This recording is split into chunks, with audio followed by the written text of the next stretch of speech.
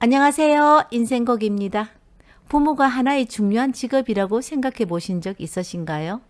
하지만 이 직업의 적성검사나 자격시험은 물론 없습니다. 부모의 자격은 아무나 다 되어서는 안 되지만 사실 부모는 누구나 될 수 있습니다. 자신이 원했던 원하지 않았던 아이가 생기면서 부모가 된다는 것입니다. 머리 염색 안 하세요? 머리가 완전 백발인데요? 내 머리가 하얀 머리라서 그런지 사모님 머리가 어색하고 그렇지는 않아요. 멋있어 보입니다. 내가 여기 한번 오려고 해도 시간이 통 안 나서 오늘은 반차 내고 왔다. 같은 단지에 있는데 그렇게 시간이 안 났어요? 엎어지면 코 닿을 곳이 내가 있는데. 한 5년? 5년 동안이나 우리 못 봤어요, 우리가? 우리 집 팔아야 되겠다. 왜요? 아들 며느리하고 사니까 불편해서 그래요? 아니다. 팔고 넓은 평수로 옮기려고. 그때 처음부터 사장 말을 들어야 되는데. 나 60이 넘었는데도 오빠 무서워서 그때 작은 집을 샀다 이가. 아이고 손자도 생기고 하니까 집이 좁다. 돈 한 푼 보태주지도 않는 친정오빠가 또 나타나서 난리치면 어떡해. 그때 5년 전 난 너무 무서웠거든. 아이고 무서워라. 나도 지금 그 생각하면 나 지금도 무서워. 이제 내 옆에 든든한 아들이 있다. 괜찮을 기다. 5년 전 이 사모님이 집을 구매할 때 사무실이 난장판이 되었습니다. 능력도 없는 사람 상대로 장사 그따위로 하지 말라며 오빠라는 사람이 횡포를 부렸거든요. 아이고 사장님 정말 미안해요. 우리 오빠가 내가 혼자 산다고 저리 걱정이 돼서 저러는 거라요. 그러니까 이해 좀 해주이소. 일하다 보면 이런 사람도 있고 저런 사람도 있죠. 이분에게는 아들 셋이 있는데 남편이 세상을 떠나기 전에 사치로 온몸이 저려 있는 막내 아들만 제외하고 아들 둘은 사회생활을 하면서 집에 발걸음을 딱 끊었다고 합니다. 들은 말 그대로 하면 자식 새끼가 부모를 버렸다고 했죠. 참 철없다. 부모 돌아가시고 후회를 얼마나 하려고. 그렇죠 사모님. 사모님은 아들이 왜 부모를 버렸다고 생각해요? 우리 죽은 남편이 1000번이고 100번이고 잘못했지. 술만 먹으면 사람이 미친 사람으로 변하는 짐승이라요. 나한테는 욕을 하든 뭐 폭력을 쓰든 난 아무 상관이 없는데 자식들에게까지 욕하고 던지고 하니까 어느 자식이 가만히 있겠노. 아빠라는 사람이 언제 화를 내고 언제 또 욕을 할지 모르고 숨죽이고 사는 게 사람 사는 집은 아니었지. 아빠가 그렇다고 엄마까지 인연 끊고 살 필요 있어요? 내가 자식들 마음도 몰라주고 말도 안 되는 소리를 좀 했다행겨. 아빠가 벌어온 돈으로 밥 먹고 공부했는 놈들이 술 먹고 횡포 부린다고 네 아버지가 아니가? 그래도 아버지인데 자식놈이 어떻게 부모 자식 간 연을 끊는다고 말을 할 수 있노? 나도 키워준 언애도 모르고 변망덕한 자식놈 새끼 보기 싫다고 다시는 연락하지 말고 살자고 했지. 나도 그때는 미쳤는 것 같아. 그때는 아들도 집에 들어오며 무슨 일이 벌어질까 두려움으로 항상 벌벌 떨었는데 우울증 약도 먹었는데 내가 그걸 다 무시하고 자식이면 부모에게 그럴 수 없다고만 그러면 안 된다라고만 자꾸 말했다 이가. 내가 부모라고 아들 잡는 소리만 하고 살았지. 부모 떠나면 편하게 살 수 있을까 하는 마음에 집 떠난 아들은 집 나가고 얼마 못 가서 세상을 떠났다. 내가 자식을 잡아먹은 엄마다 카이. 그럼 남편도 돌아가셨고 아들 하나는 가슴에 묻고 아들 둘이 남았네요. 이제 사모님도 잘 살면 돼요. 집 나간 아들이 연락 안 오면 잘 살고 있다는 겁니다. 무소식이 희소식입니다. 덜컥 연락 와서 잘못되었다는 소식은 한 번이면 됩니다. 사모님, 제 친구 중에 부모하고 21살 때부터 인연을 끊고 사는 친구가 있어요. 친구 아버지가 돌아가실 때 처음으로 왔는데 눈물 한 방울 안 흘리더라고요. 그 친구는 세상에서 제일 싫어하는 말이 친구도 형제도 이웃도 다 필요 없다. 세상에는 엄마 아빠 말고는 아무도 너를 진심으로 위하고 사랑해주는 사람이 없다라는 말입니다. 저 사람이 정말 아빠가 맞아? 어떻게 자식에게 저렇게 모진 말도 하고 욕도 하고 폭력을 행사하고 부모? 아니, 사람이 저런 사람도 있어? 우리는 그때 그렇게 생각했어요. 아, 저런 사람도 있구나. 저런 아빠도 있구나라고 우린 정말 놀랬거든요. 저는 아직 친구가 집 나갈 때 그 모습을 기억하고 있습니다. 큰 가방 2개를 엄마가 들고 하루에 3번 있는 버스를 타기 위해 2 모녀가 앞서 걸어가고 있었거든요. 친구도 엄마도 한마디 말도 하지 않고 걷기만 했습니다. 그러다 버스가 멈췄었을 때 그 친구 엄마는 엄마 걱정하지 말고 그렇게 살아래. 절대 뒤돌아보지도 말거래. 니만 잘 살면 엄마는 된다. 절대로 이쪽으로 돌아보지 말고 살아야 된대. 어디 있든 네 마음 편하게 살면 된대. 알았지? 알았지 내 딸아? 알았지? 부모는 무조건적으로 자기 자신보다 자식을 사랑한다는 말도 전 가끔은 의심이 든답니다. 대부분 부모들은 그렇겠지만 전 우리 아버님을 보면서 모두가 그런 것은 아니다라는 생각을 했습니다. 자식보다 자신이 먼저인 사람들도 세상에는 많이 있습니다.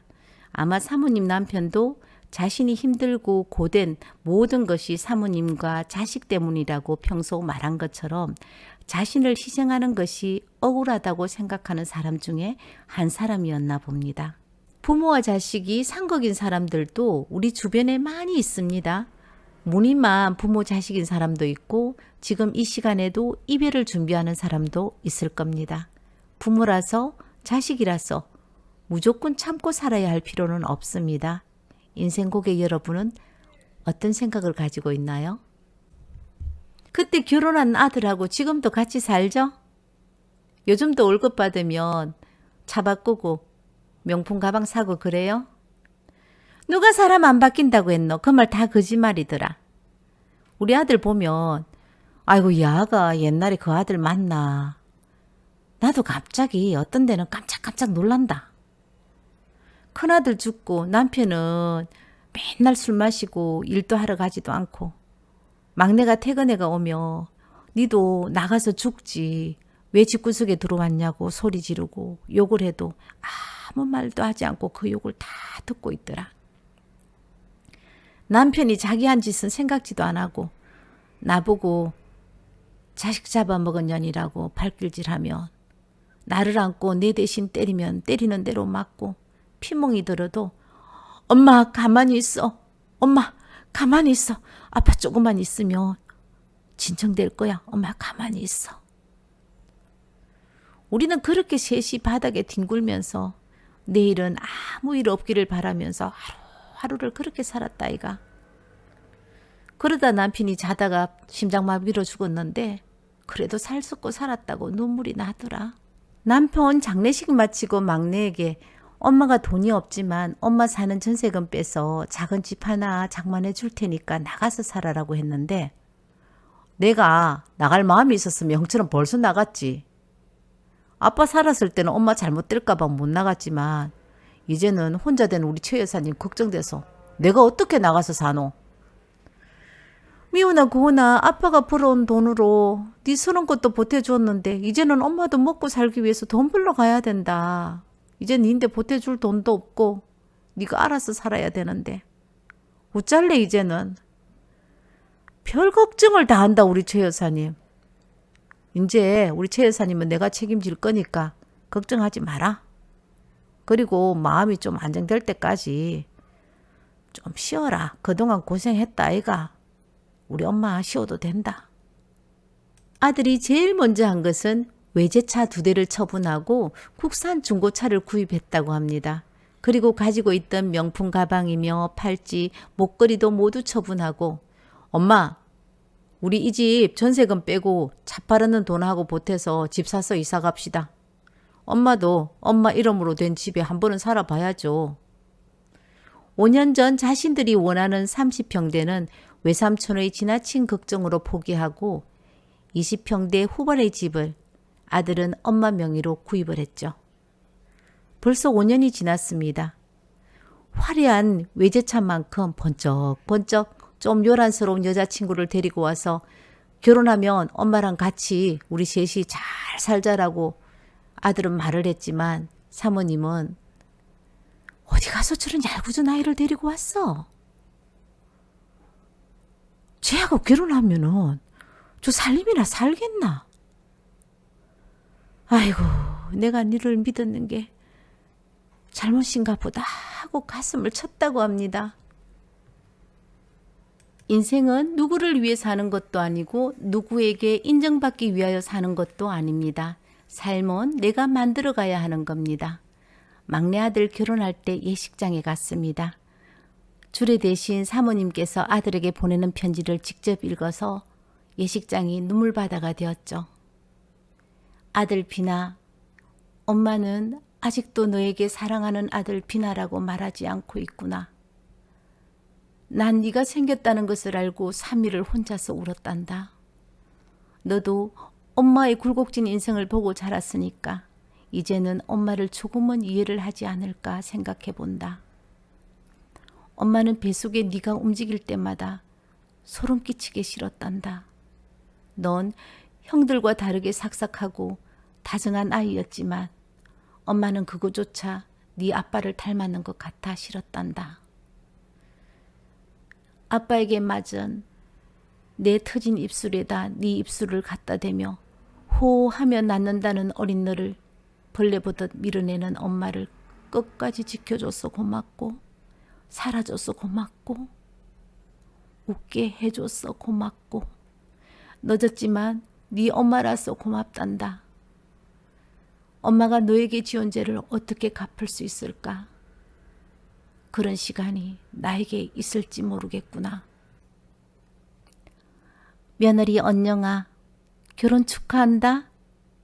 처음 언영이가 집에 왔을 때 반겨주지 못한 것은 내가 너무 잘못했다. 키울 때는 따뜻한 눈길 한 번 주지 않은 엄마 주제에 꼴에 시어머니 노릇을 하려고 했던 모양이다. 언영아, 내 아들 빈이 잘 부탁한다. 못난 부모 만나서 상처가 많은 아이란다. 밝고 명랑한 너에게 우리 아들 빈이 부탁해도 되겠니? 함께 살자고 해줘서 고맙다. 살아가는 동안에 엄마 때문에 속상하는 일은 없도록 노력하마. 사랑한다 내 아들, 내 며느리. 함께 살아온 동안에도 너무 잘하는 아들 부부를 보면서 때로는 죄책감으로 때로는 감사하는 마음에서 눈이 퉁퉁 부어오르도록 울었던 날이 많았다고 합니다. 이 세상에는 여러 가지 기쁨이 있지만 그 가운데서 가장 빛나는 기쁨은 가정의 웃음소리다라고 했습니다. 그 다음의 기쁨은 자식을 보는 부모들의 즐거움인데 이 두 가지의 기쁨은 사람들에게 가장 성스러운 즐거움입니다. 내 인생은 내가 주인공이 되어야 합니다. 부모와 인연을 끊고 살아서 자신이 편하다면 그렇게 살아야죠. 지금 또 많은 사람들은 부모, 자식, 가족과의 불편한 관계로 인연을 끊을까 고민하는 사람들이 많이 있을 겁니다. 인연을 끊는 극단적인 선택을 하기 전에 과연 난 나에게 상처를 준 사람들을 이해하려고 노력을 해봤을까? 내 생각만으로 상대의 마음을 오해하고 있지는 않았을까? 한 걸음 뒤로 물러서서 바라보고 선택하시길 바랍니다. 오늘 인생고개에서는 우리 주변의 부모 자식 간 갈등으로 인연을 끊고 살아가는 사람들 이야기를 해보았습니다. 다음 영상에서 찾아뵙겠습니다. 감사합니다.